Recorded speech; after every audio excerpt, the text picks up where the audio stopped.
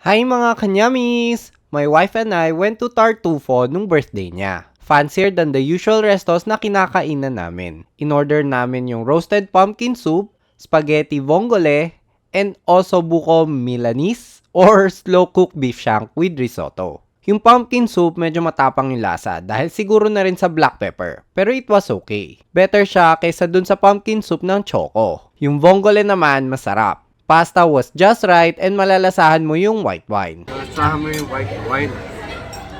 And the main event, ang slow-cooked beef shank with risotto. Unang tingin ko, sabi ko para siyang beef pares. Yung risotto, sakto ang pagkakaluto for my taste. Yung beef naman, parang yung legit corned beef na malambot. Yung lasa ng sauce niya, parang papunta ng kaldereta. Pero ang laki talaga ng tulong sa flavor ng spring onions and garlic. Not bad dito ah. Hindi naman namin na-feel na na-hold up kami kahit na around 2,500 pesos yung tatlong orders namin. Would love to dine here again. Follow for more. Gutuman!